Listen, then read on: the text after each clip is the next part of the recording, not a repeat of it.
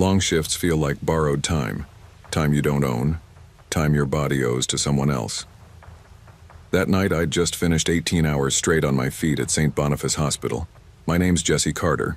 I'm 32, a nursing assistant, and I make just enough money to stay afloat as long as nothing goes wrong. But everything went wrong that week. My paycheck was delayed. Again.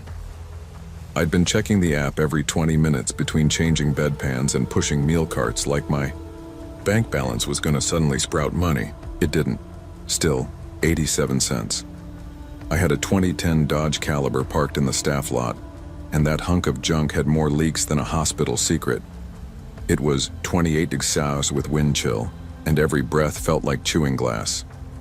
The gas light had been on since halfway through my shift, and the tank was bone dry by the time I reached the 7-Eleven on Pembina Highway, the only place open this late.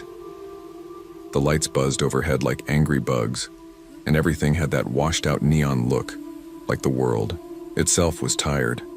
I scraped together the last of my coins, enough for maybe 3 liters, just enough to get me back to my basement suite off Stafford. As I pulled into the lot, I saw a man standing at the next pump. Hunched, thin, torn bomber jacket clinging to his frame like dead skin. He was messing with something in his hands. Looked like a lighter. Our eyes met. His were pale, bloodshot. Something about them made my stomach twist. "Hey," he said. "You got a smoke?" I shook my head. "No, sorry." He took a step closer. "Come on, nurses always got smokes." I froze. How? Did he know I was a nurse?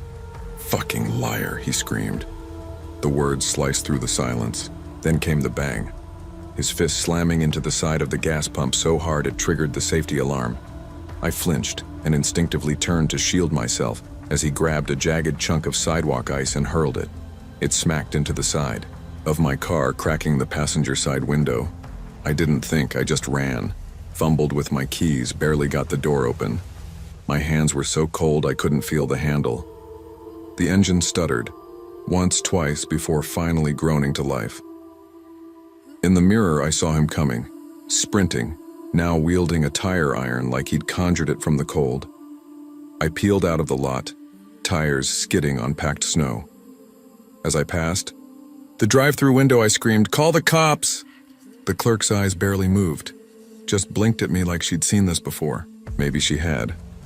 I drove blindly, heart pounding in my ears. Each red light felt like a trap, each pedestrian a threat. When I finally pulled into the cracked pavement behind my apartment, I barely remembered the drive. My hands trembled as I cut the engine. I kept the knife block from my kitchen in the car that night, grabbed one, the biggest one. Inside, my suite smelled like mildew and dust.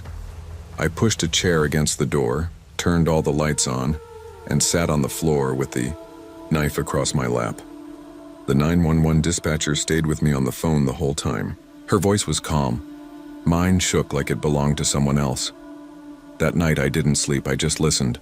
For footsteps, for metal scraping concrete, for another bang. I went back the next morning. I don't know why. Maybe I needed to see that it was real. Maybe I needed it not to be. The sun hadn't warmed a thing. Still bitter, dry air. The kind that burned your lungs and made the world feel brittle. The 7-Eleven looked different in daylight. The same clerk was there. Tired-looking girl, septum ring, hoodie with a bleach stain on the sleeve. She didn't even flinch when I walked in. "You made it out," she said, like it was casual, like I'd survived a job interview. "Who was he?" I asked, grabbing an energy drink I didn't want. "Derek," she replied, popping her gum. "He comes around every full moon when his meth check drops. Is he always like that? Last month he bit a cop. Couple months back he threatened to blow the place up because we ran out of Red Bull." I stared at the pump 3, where it happened. A new sticker had been slapped over the dented side. "Out of order." Just like that. No news story, no caution, tape, no corporate statement, just a sticker. I paid in silence. My hands were still trembling just enough to notice. As I turned to leave, the clerk said, You should get that window fixed. I paused. I can't afford to. Rent's due. She nodded like she understood. Maybe she did. Corporate says not to engage. Safer that way. For us. I left feeling like I'd stepped out of a dream where no one wakes up screaming, just shivering, cold to the bone. 2 nights later, I was back on shift. Graveyard again. Because of course I was. The hospital. Lights felt too bright. The air smelled like bleach and overcooked green beans. I tried to pretend everything was fine, like I was fine. But I wasn't. Every shadow outside the parking lot made my skin crawl. Every reflection in a glass door looked like him. That bomber jacket. That look in his eyes. I dropped a tray of medication in the hallway. My hands just gave out. My supervisor asked if I was sick. I said I was tired. He didn't push it. During break, I went to the staff lounge, microwaved ramen, and stared out the window at my car. I'd taped a garbage bag over the cracked window. Wind whistled through it like someone whispering. That night, I started keeping my knife in my work bag, just in case. Sleep became a stranger. I kept waking up in the dark thinking I heard someone at the door. I kept checking locks that were already locked. I told a coworker about it. She nodded solemnly and said, "You should carry pepper spray, but you know, that's illegal here." We laughed, sort of. The next day, HR sent out an email about self-care and mindfulness tips. I deleted it without opening it. What do you do when trauma feels like routine? When terror doesn't come with sirens or headlines? You go to work. You fake a smile. You walk to your car with your keys in hand like a weapon, and you never stop checking behind you. Weeks passed. The snow turned to slush, then back to ice. Winnipeg's like that, relentless. I got the window fixed eventually. After skipping a few meals. Still haven't replaced my winter boots, but the window doesn't rattle anymore. I saw Derek again. Not in person, just a blurry photo on a community Facebook group. Someone posted a grainy shot of him yelling outside another gas station. The comments said he'd gotten arrested. Again. Released. Again. I didn't feel relieved, just tired. The police never followed up on my report. I wasn't surprised. No one pressed charges, no one had the energy. Trauma like this doesn't come with a climax, it's not a movie. There's no dramatic court case, no sudden healing. You just keep going. Because you have to. I still stop for gas at night. I still flinch when someone walks too close to me at the pump. I don't make eye contact anymore. I don't talk unless I have to. One night I drove past that same 7-Eleven. A new out-of-order sticker was on pump 6 now. Funny thing. The stickers, always clean, always straight. Like they've gotten real good at applying them. I guess that's what you do when things break and you can't fix them. You cover it up, you pretend it's just another night, and you keep driving. I used to think bad things didn't happen in West End. We were the kind of neighborhood with fairy lights strung over backyard patios and kids tearing through sprinklers barefoot. That February, I was 11. Everything felt simple. Cricket in, the cul-de-sac, superhero comics tucked under my pillow, and summer holidays that seemed to last forever. That afternoon, the sun was brutal. Hot enough to make the pavement shimmer. I was skipping beside my sister Mia, toward the 7-Eleven on Boundary Street for free Slurpee Day. I was giddy. Not just about the sugar, but about the ritual. Me, her, walking there together, even if she grumbled about it. "Stop skipping, dork," she muttered, thumbing through her brick-like Nokia. "It's just frozen sugar water."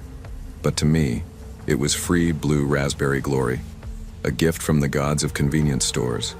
When we stepped inside, the AC hit like a blast from Antarctica. Everything was humming. The drink machines, the fridge doors, the lazy drone of ceiling fans. Then we saw her, a woman near the magazine rack. Tall, dressed like a beach mum with oversized sunglasses and a floppy straw sun hat. She had a tiny, trembling chihuahua tucked in her elbow. "Oh, you look responsible," she said sweetly, zeroing in on me. Could you hold Mr. Bubbles for just a moment? I need to dash to the loo. Won't be long. I looked at Mia. She shrugged. Go ahead, dog boy. I took the Chihuahua. He was warm and shaking like he was plugged into a socket. She disappeared into the back hallway. That's when everything shifted. It started subtle. A guy walked in, high-vis work shirt, dusty boots like every other tradie in Brisbane. He didn't grab a drink or look at the shelves. He scanned the store until his eyes landed on me. He smiled, too wide. Hey mate, your mom sent me to get you. Car broke down, said to come quick. Something inside me froze. My mom was at work. She was a nurse, she wouldn't just send a stranger. I didn't answer. I looked at Mia. Her head snapped up from her phone. What the hell?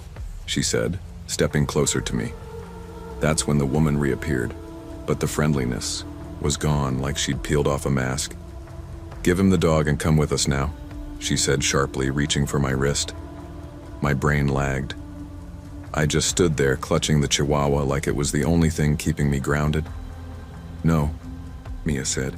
One word. Cold. Sharp. The guy stepped forward. Come on, kid, it's hot out, don't make this harder. His voice wasn't friendly anymore. I think part of me knew what was happening. But when you're 11, your brain can't quite accept that someone wants to take you, not for fun, not for help, but for something dark you don't even have words for. Mia didn't hesitate. She moved fast like a switch flipped inside her. Get off my brother, she shouted, stepping between me and the woman. Then she slammed her whole body into the woman, shoulder first. It felt like everything exploded at once. The woman crashed backward into a display of Tim Tams, sending chocolate biscuits flying in every direction. A few clipped the drink fridges, bursting open on impact. Mia yelled at the top of her lungs, "Stranger danger!" Her voice bounced off the aisles like a fire alarm. I still held the Chihuahua. Mr. Bubbles trembled harder, or maybe it was me. The man lunged, but Mia shoved me back toward the counter. The girl at the register just froze, mouth open, eyes wide like she was trying to process whether this was a prank. Then someone else burst through the doors. A big guy, shirtless under a high-vis vest, grease on his hands, spanner still clutched, like a club. You right, kids? He shouted. The man cursed under his breath and turned to run. The woman scrambled to her feet and bolted after him. Neither looked back. The big guy chased them to the car park but came back shaking his head. Gone. Bastards were in a Commodore, no plates. Police showed up 10 minutes later. By then, I was sitting on the floor, holding the dog and staring at a crushed packet of Tim Tams. Mia sat next to me, silent now, one hand still on my shoulder. I didn't cry. I think I was too confused to. The officers were kind but clinical, asked questions, took statements, checked the CCTV, blurry but good enough. Turns out the couple had done this before, never caught. Until now. The next day, Mom kept me home from swimming and school and anything outside. She didn't say much, just made me Milo and rubbed my back every time I stopped moving. I didn't want to talk anyway. I kept replaying it in my head. The woman's grip, that fake smile, the spanner guy's voice. Mia got grounded for a month. Mom was furious that she hadn't noticed sooner, hadn't called her, hadn't said no to going out. She saved me, I said. She screamed, she knocked that lady flat. Mom didn't argue, but she didn't back down either. I think she was scared. Maybe Mia was too. As for the dog, no one claimed him. The cops said the woman likely picked him up on the street or used him before. Just another prop. I named him Lucky. He followed me everywhere after that. Slept curled up on my toes. Barked at anyone in a hat. I never looked at strangers the same again. I still don't. Mom eventually apologized to Mia. Quietly, one night. They didn't say it out loud, but I think they both understood something shifted that day. Innocence doesn't leave all at once. It gets peeled away, one moment at a time. And that was one of mine. Free Slurpee Day never felt the same after. Years later, when I walk by that 7-Eleven, it still looks the same. Posters taped to the glass, cheap snacks by the register, aircon cranked to Antarctic. But I see it differently now. The man wore a high-vis shirt, nothing more common than that in Brisbane. The woman had a dog, sunglasses, charm. That's the scariest part. Nothing about them screamed danger. Nothing about me said target. But it happened anyway. Sometimes people ask if it changed me. Of course it did. I double-check locks. I never hold strangers' pets. I don't get nostalgic over Free Slurpee Day, but I'm also alive. Because of Mia. Because of a random tradie with a spanner. Because that day when everything went wrong, someone did the right thing. Lucky lived another 10 years. Grew fat, then blind, then quiet. He died curled up next to my bed, still trembling sometimes in his sleep. I got a tattoo when I turned 18, just a little silhouette of him behind my ankle. People think it's a joke. I don't explain it. Some stories don't need retelling. But I carry them, all of them. Because sometimes survival looks like a kid with a Slurpee and a dog he never wanted to let go. And sometimes it's just about getting out. Fast enough, loud enough, lucky enough.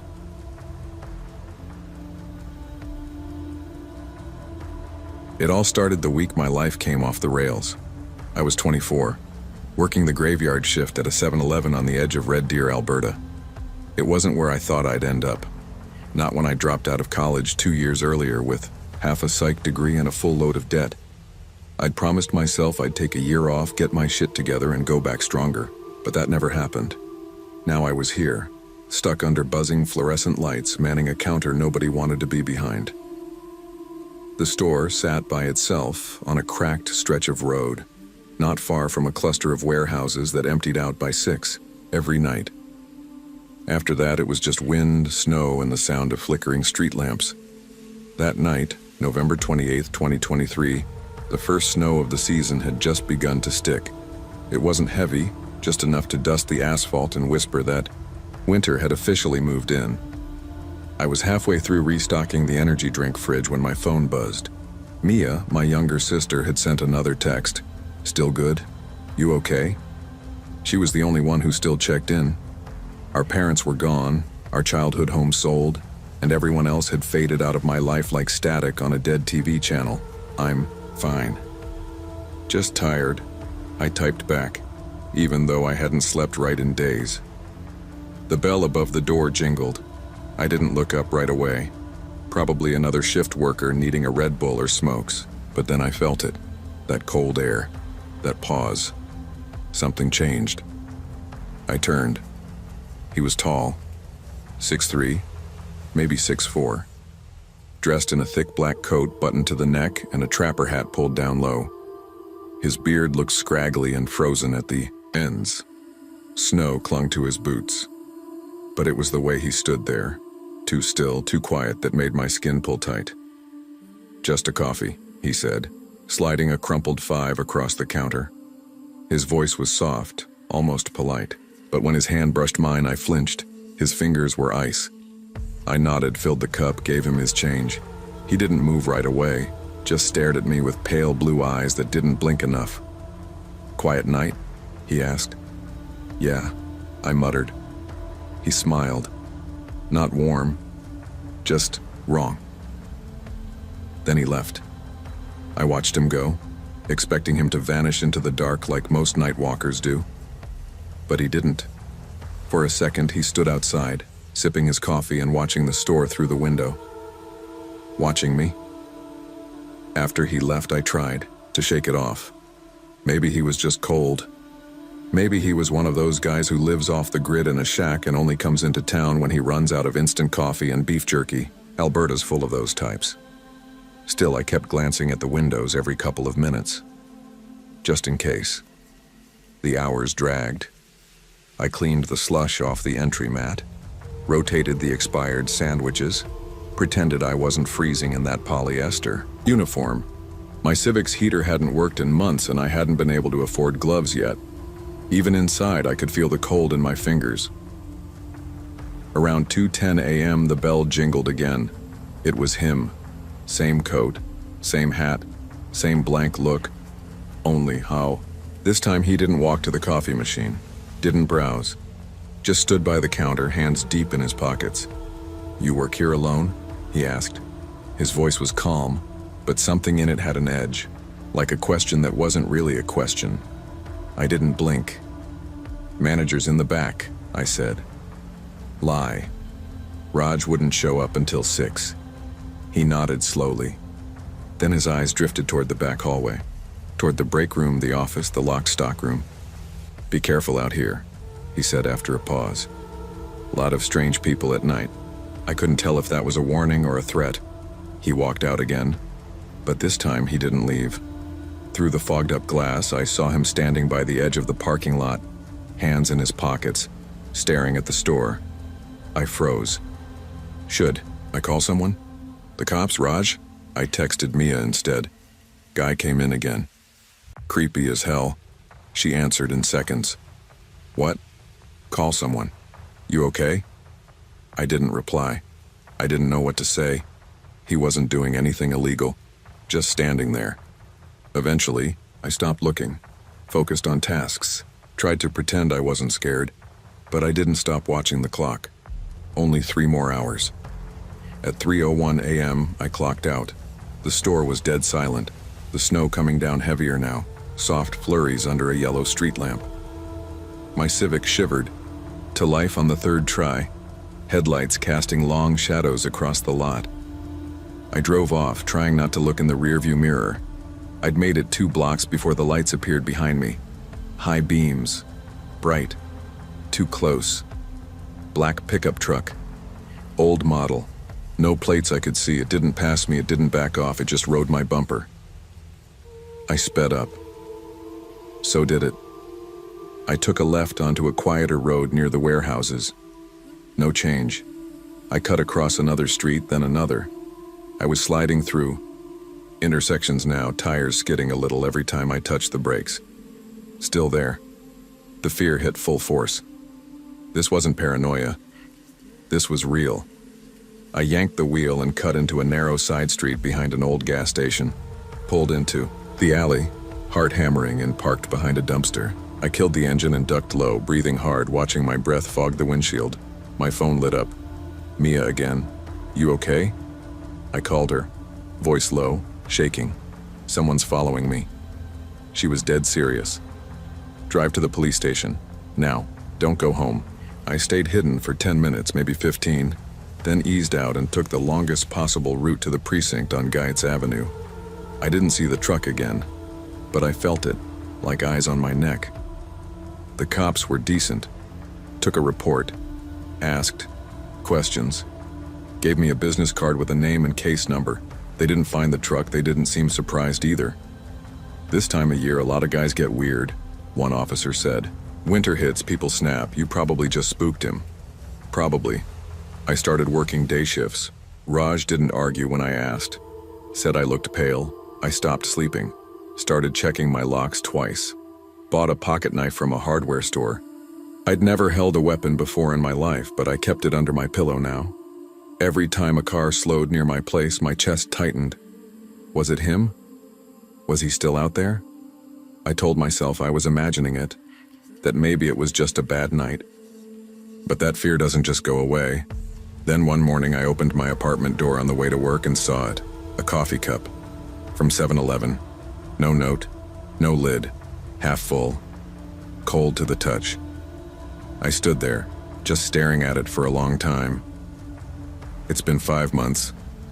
I've moved to a new building, started night school again, switched to a job at a car wash downtown, daylight hours only. But I still wake up sometimes with the covers twisted around my legs, heart racing, breath caught in my chest. Still keep the knife in my nightstand. Still, glance out my blinds more often than I'd like to admit. Mia keeps asking me to come stay with her in Calgary. Says I need a reset. Maybe she's right. But part of me feels like if I leave, he wins. Like I let the fear chase me off.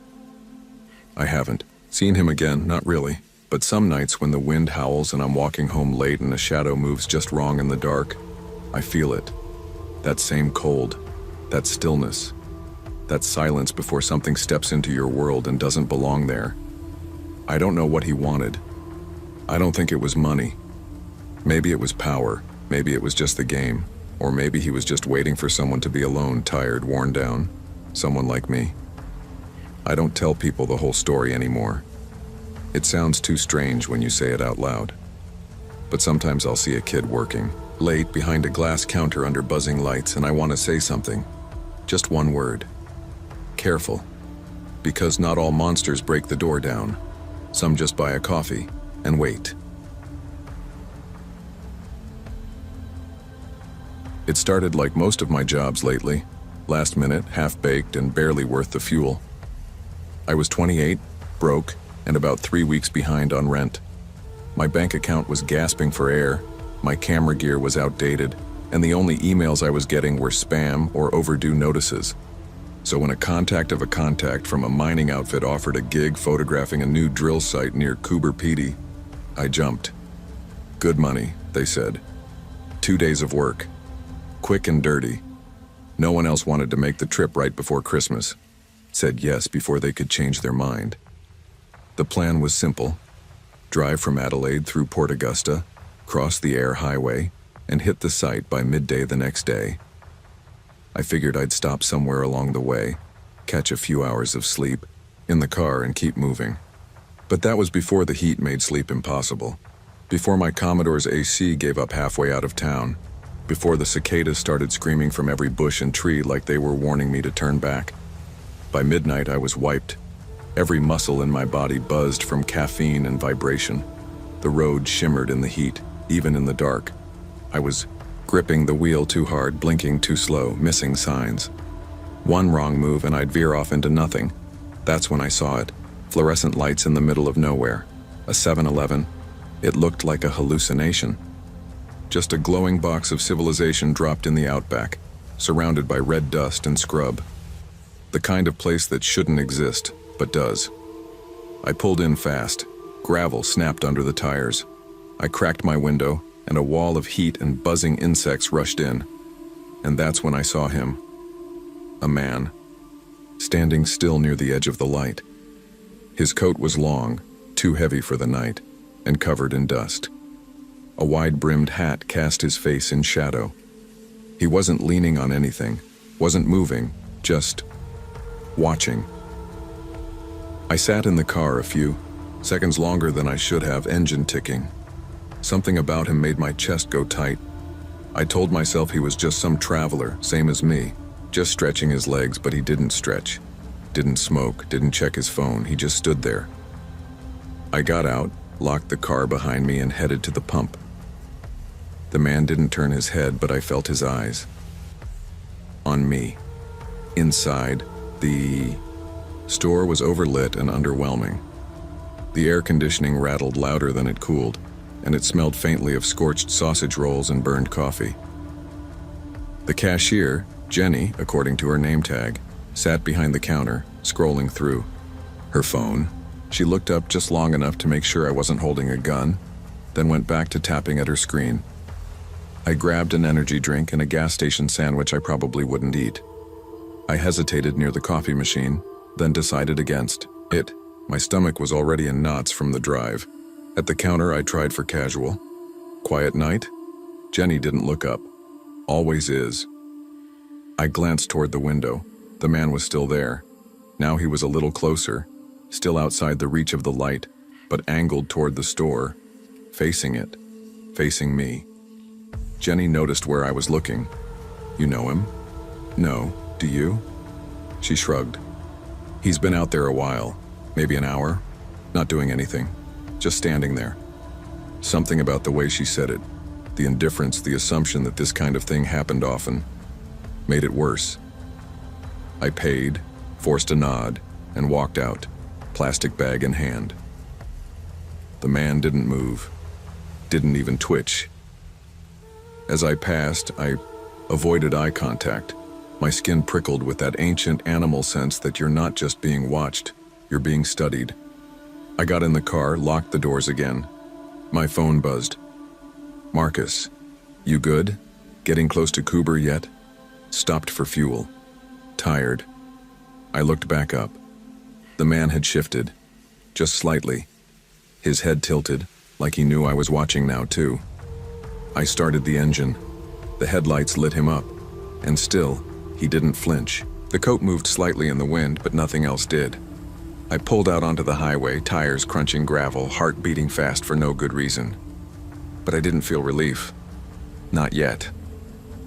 The highway swallowed me up again, dark and endless. Even with the radio on, even with the windows cracked, the silence crept in. Out here, noise didn't help. You couldn't drown out what was in your head. Every tree, every kangaroo sign blurred past. I drove faster than I should have. I kept checking the mirrors. Nothing behind me. But I still felt it. That knot in my gut. That pressure behind the eyes, like I'd just made a mistake I didn't understand yet. At some point, I realized I hadn't seen another car in over an hour. Just me, alone in the dark, barreling toward a town I wasn't sure even existed. Then I saw them. Headlights, far behind me. Small at first, then larger, closing fast. Too fast. It was a truck. Old model. Boxy, maybe a Land Cruiser or a Hilux, hard to tell. The lights were high and bright and way too close for comfort. I slowed a bit, hoping they'd pass. They didn't. I sped up. So did they. The rearview mirror was a blur of light. My palms started to sweat. I flipped my phone open on the passenger seat. No service. I took the next turn I saw, a dirt road leading off toward a clump of low trees. My tires skidded slightly on the loose gravel, and the truck behind me hesitated. Then it disappeared. I killed the lights, waited, listened. Nothing. No engine, no headlights. I stayed that way for 10, maybe 15 minutes trying to breathe through it. When I finally pulled back onto the highway, it was like nothing had happened, but I knew better. Something wasn't right. I didn't stop again until dawn. The sun came up like it was trying to burn the sky clean. The red earth glowed. The cicadas started again, louder than before. I pulled into a rest stop just outside Cooper Pedy. My eyes were bloodshot, my legs numb. I checked my phone. 2 bars of signal. 3 new texts from Marcus. Let me know when you get there. Saw something weird on the news. You sure you're okay? Call me, bro. Seriously. I ignored them. Opened my banking app instead. $27. The job money hadn't hit yet. Or maybe it never would. I opened my email. 1 new message.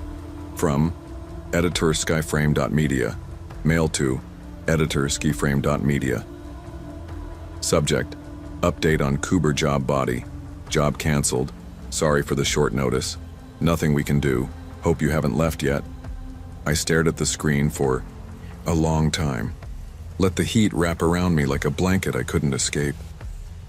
Outside the rest stop bathroom on the edge of the parking lot, something caught my eye. A long coat, brown, dusty, just for a second. But there was no one there. I never saw him again. Not really. But something stayed with me after that night.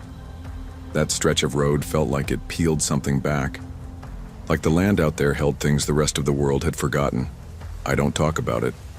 Not much. Not to Marcus. Not to anyone. Because there's no proof. Just a memory. A few strange hours in the middle of nowhere.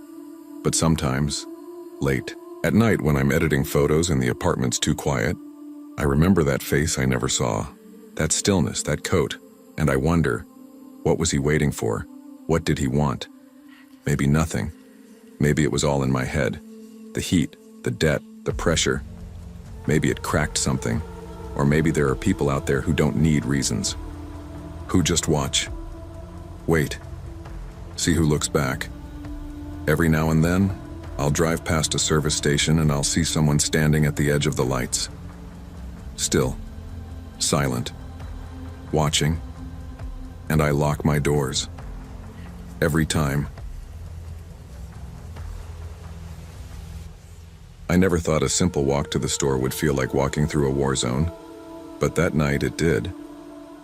My name's Thando Ndlovu. I'm a single parent living in a quiet suburb of Johannesburg called Randburg. It's supposed to be safe.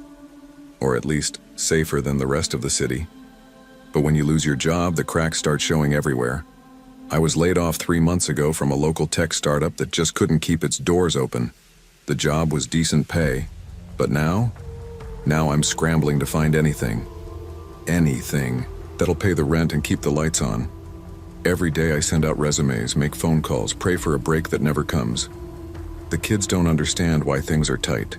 Lerato, my 8-year-old, is bright and always asking questions. She's got this grip on my hand like if she lets go, everything might fall apart. Kagiso, my 5-year-old boy, is pure energy, always hopping, running, smiling. He makes the days bearable. That week I promised them a treat if they behaved. It was a small thing, but ice cream felt like a luxury. Money was tight, but their smiles are worth more than any paycheck. It was just past 9 p.m. when we stepped out onto our street. The jacaranda trees loomed above, their purple blossoms barely visible under the yellow street lamps, flickering and dim.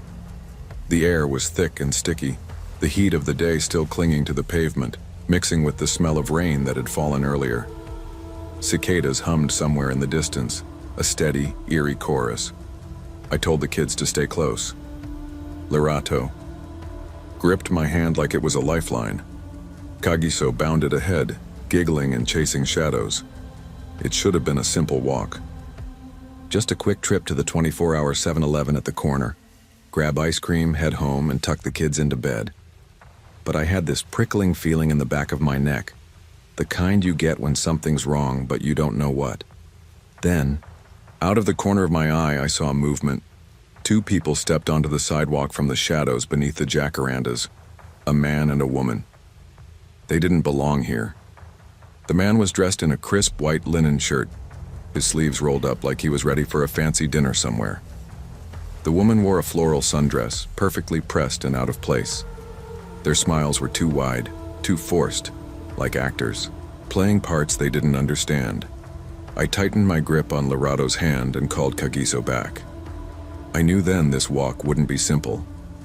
The man's smile was the first thing that caught me off guard. He asked for spare change, his voice smooth but carrying an edge I didn't like. I froze, caught between the urge to walk past and the instinct to protect my kids. The woman crouched down, her eyes locking onto Kagiso. "Such a sweet boy," she cooed, reaching toward him slowly. I yanked Kagiso back before she could get close. "No, we're leaving." The man's smile vanished in a heartbeat. His face hardened like a switch flipped inside him. "Wallet. Now." That's when I saw the glint. Steel, quick and cruel in his hand. Panic crashed over me like a wave. My heart hammered, adrenaline flooding every nerve. I shoved the woman back as she lunged for Kagiso. "Run!" I shouted, barely thinking. Kagiso took off like a bolt, Lerato clutching my hand tighter as we scrambled away. A sharp, burning pain exploded in my side. The knife. I tasted blood, but I didn't stop. In a wild, desperate moment, I swung back at the woman. She stumbled, surprised by the resistance. Then I heard voices. 2 joggers appeared around the corner, their faces confused but alert. The couple melted into the shadows, disappearing as quickly as they came. I collapsed onto the sidewalk, bleeding, trying to steady my breath. The police arrived fast, too fast and yet not fast enough. Constable Mbeki was the one who showed up, his eyes scanning me with a skeptical gaze as he examined the knife wound on my side. "You sure you didn't start this?" he asked flatly, like I was the suspect, instead of the victim. I wanted to scream, explain, but the pain and exhaustion weighed me down. I just shook my head. The woman had already called the cops, spinning a story that I attacked them out of nowhere. Classic. The joggers' statements helped, their voices steady as they described what they'd seen. Security footage from the 7-Eleven confirmed parts of the story. Still, the system felt slow, like justice was dragging its feet. Hours passed while officers talked, scribbled notes, and made phone calls. Finally, by dawn, it came out. The couple wasn't new to this. Robberies, assaults, even attempted kidnappings in the area, and somehow they'd always escaped. I was discharged from the hospital with stitches, a prescription for panic attacks, and a folder of paperwork. The physical wound hurt, but the real damage was invisible. Lorado started sleeping with the lights on, her small hands clutching a stuffed animal close to her chest. Kagiso kept asking me the same question, eyes wide and confused. Why did that lady want to take me? I had no good answer. The 7-Eleven clerk told me he kept a baseball bat under the counter now, just in case. And me? I bought pepper spray the next day. I don't walk at night anymore. Not alone, not with the kids, not at all. Sometimes, when the house is quiet and the kids are finally asleep, I sit and think about that night. The couple, who they were, what they wanted. I stare at the ceiling, wondering if they're still out there, waiting, watching, choosing their next target. I replay every step of that night. The smell of rain on hot pavement, the hum of cicadas, the crack of the knife. I try to convince myself it's over, but the fear lingers. I wonder what kind of monsters walk these streets when no one's looking, and I hold my children closer, silently promising they'll never walk alone again.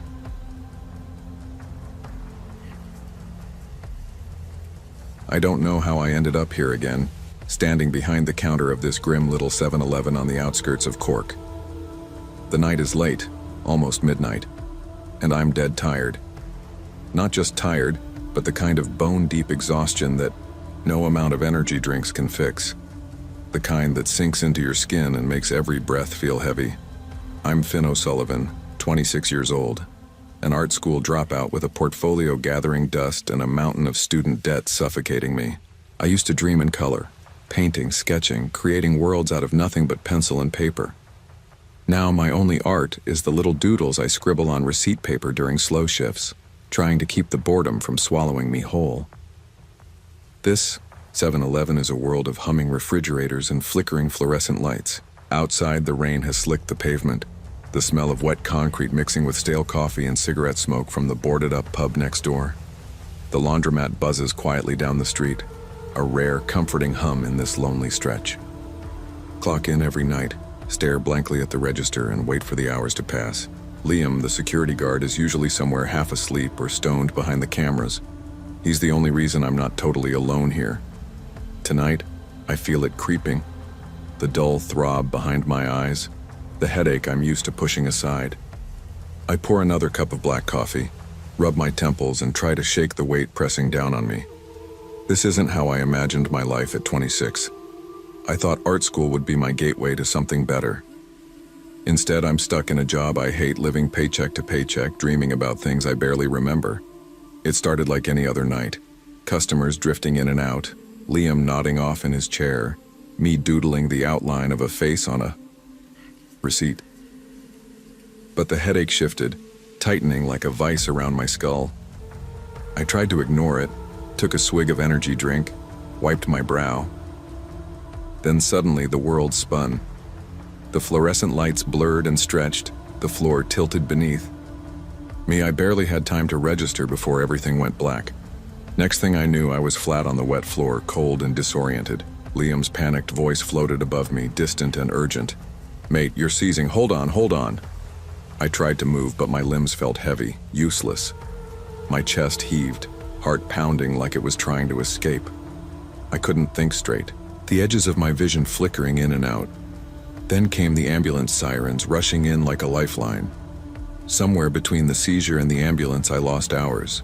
I was no longer the guy behind the counter, but a patient caught in the middle of something way bigger. I woke up to harsh white lights and the firm squeeze of Aisling's hand. She looked exhausted, scrubs wrinkled, hair pulled back, but a granola bar still clutched in one hand. Her eyes were wet, but she tried to mask it with a tight smile. "You scared the shite out of me," she whispered, voice breaking. Dr. Byrne entered then, sharp, no nonsense. She carried a clipboard and a face that said, "Business." "You're lucky," she said bluntly. The scan showed a bleed. We were prepping for surgery when I noticed it wasn't just a clot, it was an aneurysm. My stomach dropped. "If you drilled?" I croaked. Dr. Byrne's eyebrow raised. "You'd be dead." I swallowed hard. The truth hit me like a punch. One wrong move, 1 millimeter off, and I wouldn't be here. No more sketches, no more late night shifts, no more dumb doodles on receipts.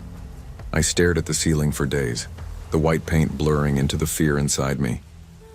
Aisling brought me tea, the kind that actually tasted like something, the small comfort I needed.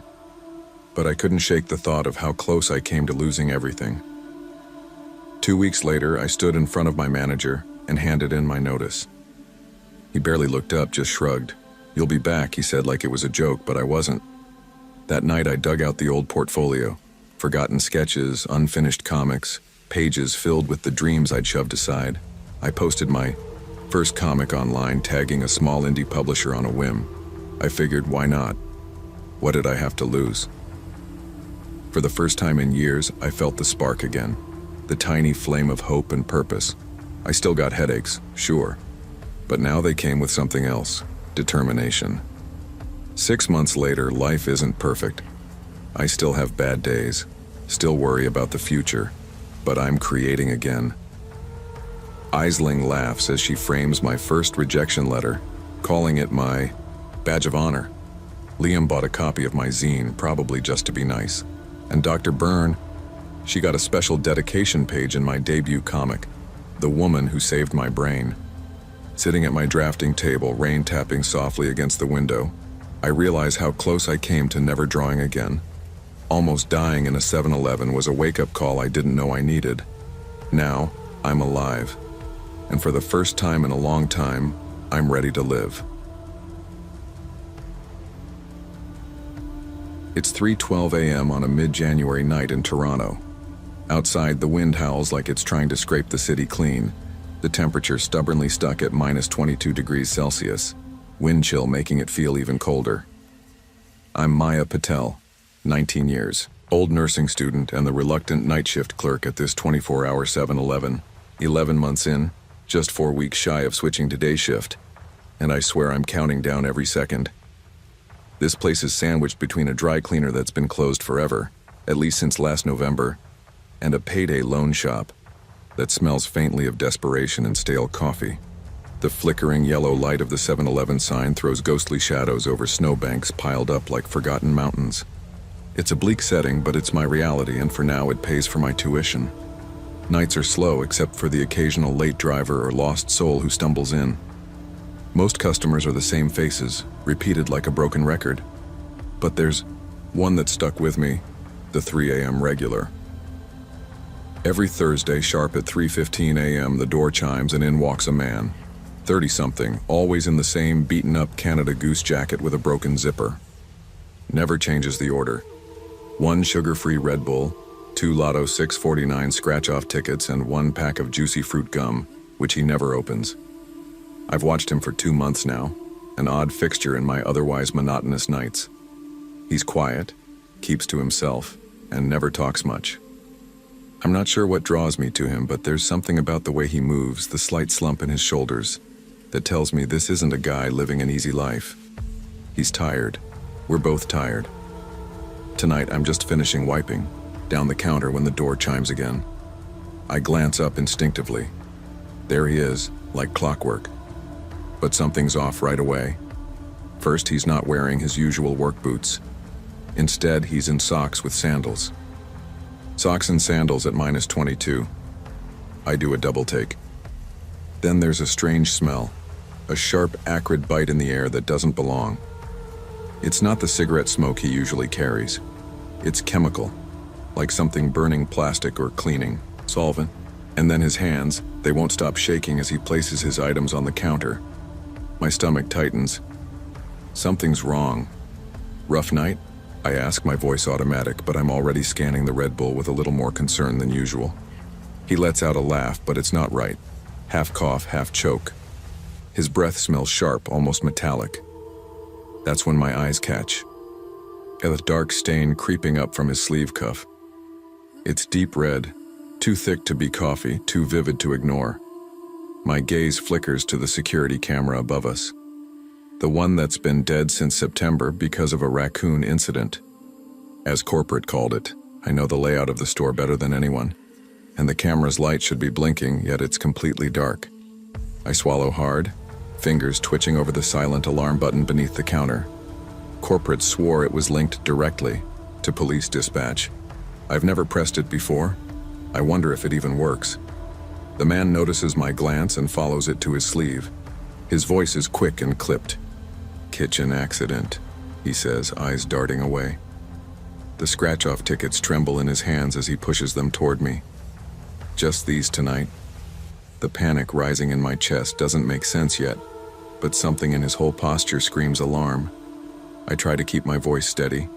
Your total's 12/50, but I'm watching him like a hawk, waiting for the slightest sign that he might bolt or break down. The smell hits me again, the acrid chemical burn. It's not plastic, it's cleaning solvents, like the kind you'd find in an industrial dry cleaner. That's when my brain clicks. The dry cleaner's next door, the one marked closed for renovations since November, has been shut for longer than they say. His apartment is above that place, and his wife hasn't come by for the usual Thursday night Ben and Jerry's in 6 weeks. I've pieced together something terrible without even trying. This man, my 3 a.m. regular, is fighting something no one can see. He's carrying a secret, and I'm the only one who might know it. The scratch-off tickets sit in front of me, trembling. He looks ready to run, or maybe to cry. Neither would surprise me. "Everything okay?" I ask softly. He shakes his head, but says nothing. I force a smile. "Take care of yourself, okay?" Before I can say more, the door crashes open. 3 guys stumble in, laughing and shouting. Hockey players from the local community college, drunk and loud, breaking the fragile silence. The man freezes. He stops mid-payment, eyes wide and wild. I don't blink. I tell him, "Keep the change." He doesn't hesitate. In a blur, he's gone, like a shadow swallowed by the night. The hockey players swagger toward the Slurpee machine, oblivious. I watch, the door where he disappeared, and feel something cold twist inside me. I wanted to press the alarm. I wanted to call the cops, but I didn't, because maybe I thought he'd be okay. Maybe I thought someone else would notice, or maybe I was just scared. 3 days later, the police showed up. They found him. His body was discovered when the smell from the dry cleaner's apartment became unbearable. Cleaning chemicals, blood, and silence. I transferred to another 7-Eleven across town, a place without ghosts. The camera, still broken. The silent alarm. It turns out it really was connected.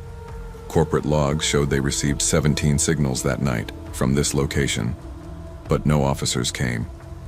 Why? Company policy required 3 separate presses before the police were alerted. I only pressed it once. Now, whenever the door chimes at 3:15 a.m., I don't look up right away. I wait. I listen for voices. I can't unsee that night. And the worst part? The real horror isn't just the man, or the stain, or the cold. It's knowing how close I came to trying harder,